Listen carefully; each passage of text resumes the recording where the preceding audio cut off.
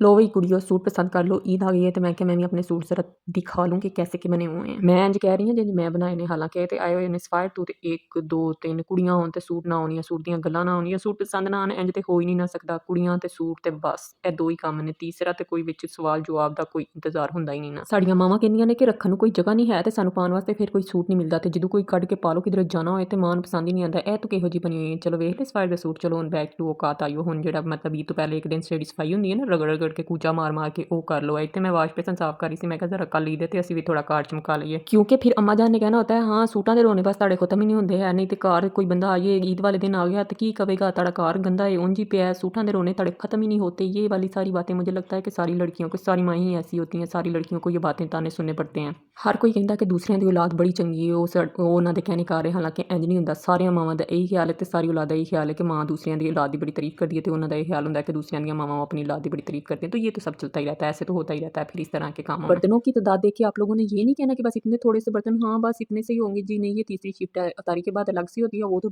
पंडेर मैं कहनी होता है ना। फिर उसके बाद सैरी के वक्त भी मैं धोती हूँ और उसके बाद ये सुबह मॉर्निंग में जब सारे काम खत्म कर कुर के ना फिर मैं ये धो रही होती हूँ, ठीक है। जिन्ना कम साढ़े कोल करांदे ने ना कस्में किधरे नौकरी लगे हुई है ना, तो लोग मैडम मैडम ते अलहदा, तो उस तो बाद इज्जत वक्री, तो घर में टके की इज्जत नहीं होती है कि। फिर मैं भी अपनी अम्मी को मशहूर ज़माना डायलॉग मारती हूँ, अम्मी इतनी मैं जॉब करती ना तो मेरे आज मैंने इतने पैसे कमा लेने थे। तो अम्मी का पता की जवाब होंदा, ते तू खांदी नहीं, ਇਹ ਸਭ ਤੋਂ ਵੱਡਾ ਲਾजिक ਹੁੰਦਾ। ਤੁਹਾਡੇ ਨਾਲ ਵੀ ਇਹੀ ਹੁੰਦਾ, ਮੇਰੇ ਖਿਆਲ ਨਾਲ ਸਾਰਿਆਂ ਨਾਲ ਇਹੀ ਹੁੰਦਾ।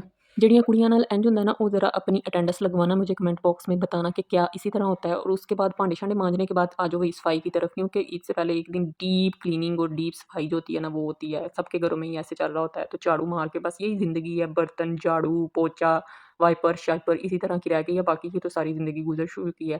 तो यहाँ पे मैं फ़र्श धो रही थी, मैं क्या ज़रा घर को चमकाएँ ना पॉलिश की तरह, क्योंकि फिर कल मेहमानों ने आना होता है और फिर सारा जी घर धो धा के। और मेरी अम्मी का यही होता है कि तू फिर अज पैप ला लिया, मतलब कि कर लिए काम फिर भी नाराज़गी, तो जे ना करिए फिर भी नाराज़गी। मैं क्या चलो फिर नाराज़गी तो इन्होंने रहनी है, तो फिर बंदा अपना तो दिमाग लड़ा ही लेना, अपनी तो सेटिस्फेक्शन कर ही लेना। तो यहाँ पे फिर मैंने वैपर पकड़ा, तो मैंने जनाब को मका के इसको सारा ये फ़र्श चमका दिया। तो मिलते हैं फिर नेक्स्ट व्लॉग में, अल्लाह हाफिज़।